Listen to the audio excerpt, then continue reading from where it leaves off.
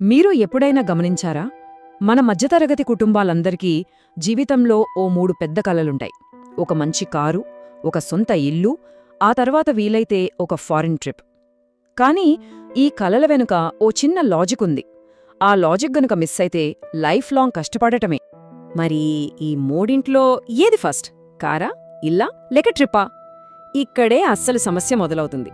ఎందుకంటే మనం తీసుకునే ఫస్ట్ స్టెప్ గనక తప్పైతే మిగతా 2 కలలు జీవితాంతం కలలుగానే మిగిలిపోయే ప్రమాదముంది. రండి, ఈరోజు ఈ చిక్కుముడిని విప్పుదాం. మన మధ్యతరగతి జీవితంలో డబ్బు కన్నా ఎక్కువగా మన నిర్ణయాలను మార్చేది ఏంటో తెలుసా? పోలిక. పక్కవాళ్లతో, చుట్టూ ఉన్నవాళ్లతో మనల్ని మనం పోల్చుకోవడం. ఆ ప్రెజరే మనల్ని తప్పులు చేయిస్తుంది. బంధువులు కలిసినప్పుడు, ఫ్రెండ్స్ కలిసినప్పుడు, ఏంటి ఇంకా కారు కొనలేదా అని అడుగుతారు. ఆ ఒక్క ప్రశ్న చాలు, మనసులో ఏదో తెలియని ఫీలింగ్. మనమెక్కడో వెనుకబడిపోయామేమో అనిపిస్తుంది. అది మనకు అవసరం కాకపోవచ్చు, కాని ఆ మాట ఒక ఒత్తిడిని క్రియేట్ చేస్తుంది. ఇది నిజం కాదా? ఇదిగోండి, ఇది ఇంకో ఎమోషనల్ బాణం. ఇంకా రెంటెడ్ హౌస్లోనే ఉంటున్నారా అని అడిగినప్పుడు గుండెలో ఏదో గుచ్చుకున్నట్టు ఉంటుంది. సొంత ఇల్లు అనేది ఒక సెక్యూరిటీ, కానీ ఆ సెక్యూరిటీ కోసం తొందరపడితే ఏమవుతుందో కూడా ఆలోచించాలి కదా. ఇక సోషల్ మీడియా వచ్చిన తర్వాత ఇది 3వ ట్రాప్.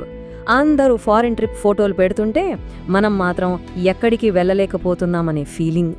ఒక్కసారి ఆలోచించండి, ఇవన్నీ మన అవసరాలా, లేక పోలికల వల్ల పుట్టిన ఒత్తిడిలా? సరే, ఈ ఒత్తిడికి లొంగిపోతే ఏమవుతుంది? ఇక్కడే మనం 2 పెద్ద తప్పులు చేస్తాం. 1, ఆలోచించకుండా ముందు కారు కొనడం. 2, అప్పు చేసి మరీ ఫారిన్ ట్రిప్కి వెళ్లడం. ఇప్పుడు వాటి గురించే చూద్దాం. కారు కొనగానే ఒక స్టేటస్, ఫ్యామిలీతో హ్యాపీగా తిరగొచ్చు. ఇవన్నీ నిజమే, కానీ కాయిన్కి ఇంకో వైపు కూడా ఉంటుంది. కారు అనేది కొన్న క్షణం నుంచే దాని విలువను కోల్పోయే ఆస్తి. దానికి తోడు ఈఎంఐ, పెట్రోల్, సర్వీస్, ఇన్సూరెన్స్ ఇవన్నీ మన సేవింగ్స్ని తినేస్తాయి. ఒక్క మాటలో చెప్పాలంటే, ఆదాయం సరిగ్గా లేనప్పుడు కారు కొంటే పెట్రోల్ ఖర్చు కన్నా టెన్షనే ఎక్కువవుతుంది. నాకు తెలిసిన ఒక ఫ్యామిలీ ఉంది. వాళ్లు కూడా ఇలాగే ఆలోచించి ఫస్ట్ కార్ కొన్నారు. 5 ఏళ్ల ఈఎంఐ. ఆ తర్వాత ఇల్లు కట్టుకోవచ్చులే అనుకున్నారు. 5 ఏళ్లు గడిచిపోయాయి. ఈఎంఐలు అన్నీ కట్టేశారు. కానీ ఆ కారు ఇప్పుడు పాతదైపోయింది. దాని విలువ సగానికి పడిపోయింది.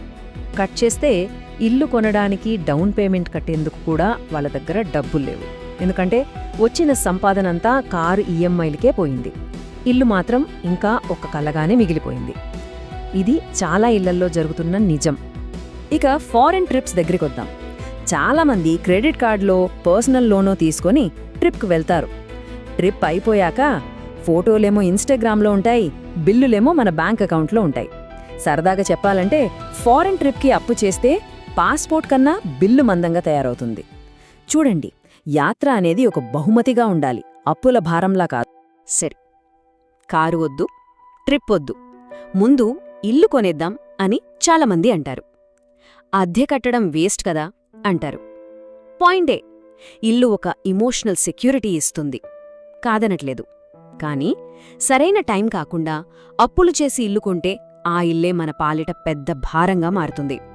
20 ఏళ్ల ఈఎంఐ, ఉద్యోగం మారే స్వేచ్ఛ ఉండదు, ఏదైనా ఎమర్జెన్సీ వస్తే తట్టుకోలేని ఒత్తిడి, ఇవన్నీ ఉంటాయి.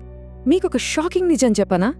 ఇండియాలో దాదాపు 90% మధ్యతరగతి కుటుంబాలు తమ మొదటి పెద్ద కొనుగోలును తప్పుడు ఆర్డర్లోనే చేస్తారు. అందుకే మనలో చాలామందికి 40 ఏళ్లు వచ్చేసరికి ఆర్థికంగా చాలా ఒత్తిడి ఉంటుంది.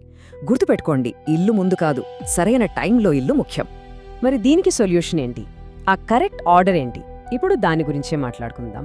ఒక మధ్యతరగతి కుటుంబం ప్రశాంతంగా, సంతోషంగా ఉండటానికి పాటించాల్సిన ఒక గోల్డెన్ ఫ్రేమ్వర్క్. కొంచెం జాగ్రత్తగా వినండి. Step 1, emergency fund. కనీసం 6 నెలల ఇంటి ఖర్చులను పక్కన పెట్టాలి. స్టెప్ 2, ఇన్సూరెన్స్, హెల్త్ మరియు టర్మ్ లైఫ్ ఇన్సూరెన్స్. ఇది ఖర్చు కాదు, ఇది మన ఫ్యామిలీకి రక్షణ. స్టెప్ 3, ఆదాయాన్ని పెంచుకోవడం. కొత్త స్కిల్స్ నేర్చుకుని జీతం పెరిగేలా చూసుకోవాలి. స్టెప్ 4, ఇప్పుడు ఇంటి కోసం ప్లాన్ చేయండి. మీ నెల జీతంలో ఈఎంఐ 35% మించకూడదు.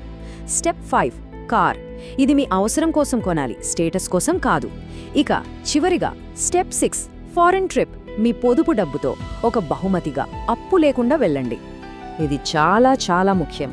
ఇది మీకోసమే కాదు, మీ మొత్తం కుటుంబం యొక్క ఆర్థిక భద్రత కోసం. ఈ ఫ్రేమ్వర్క్ని గుర్తుంచుకోండి. వీలైతే దీన్ని సేవ్ చేసి పెట్టుకోండి. ఓకే, ఇప్పుడు మీరేదైనా పెద్ద లోన్ కానీ ఈఎంఐ కానీ తీసుకునే ముందు మిమ్మల్ని మీరు నిజాయితీగా ఈ 3 ప్రశ్నలు అడుక్కోండి. మొదటిది, నేను కట్టబోయే ఈఎంఐ నా నెల జీతంలో 35% లోపే ఉందా? రెండవది, నా దగ్గర 6 నెలలకు సరిపడా ఎమర్జెన్సీ ఫండ్ రెడీగా ఉందా? మూడవది, నా ఉద్యోగం స్టేబుల్గా ఉందా? ఈ మూడింటికి మీ సమాధానం అవును అయితేనే ధైర్యంగా ముందుకు వెళ్ళండి. ఏ ఒక్కదానికి కాదు అని సమాధానం వచ్చినా ఆగటం కూడా ఒక తెలివైన నిర్ణయమే. కావాలంటే దీని ఒక స్క్రీన్‌షాట్ తీసుకోండి. కాబట్టి చివరిగా మనం నేర్చుకోవాల్సిన పాఠం ఒక్కటే: పక్కవాళ్లతో పోల్చుకుని ఒత్తిడి తెచ్చుకోవడం కంటే మన కుటుంబం యొక్క ప్రశాంతతకు ఎక్కువ విలువ ఇవ్వాలి. ఒక్కసారి నిజంగా ఆలోచించండి. మన మధ్యతరగతి వాళ్ల అసలు సమస్య డబ్బు తక్కువగా ఉండటం కాదు, నిర్ణయాలు తీసుకునే సరైన ఆర్డర్ తెలియకపోవడం. తప్పుడు ఆర్డర్ మనల్ని జీవితాంతం కష్టపెడుతుంది. అదే సరైన ఆర్డర్ మనకు ప్రశాంతమైన జీవితాన్నిస్తుంది. ఎప్పుడూ గుర్తుంచుకోవాల్సిన విషయం ఇదే: ప్రశాంతత ఒత్తిడికన్నా చాలా గొప్పది. మన డబ్బుకు సంబంధించిన నిర్ణయాలు ఆ ప్రశాంతతను పెంచేలా ఉండాలి, కాని తగ్గించేలా కాదు. ఈ విషయాన్ని దయచేసి మీ ఫ్యామిలీ వాట్సాప్ గ్రూప్లో ఒక్కసారి షేర్ చేయండి. ఎందుకంటే చాలా మధ్యతరగతి కుటుంబాలు నష్టపోయేది ఇతరులు ఇచ్చే తప్పుడు సలహాల వల్లే. మన ది ఫోర్స్ ఫ్యామిలీలో చేరండి. కలిసి మన డబ్బుకు సంబంధించిన నిర్ణయాలను ప్రశాంతంగా తీసుకుందాం.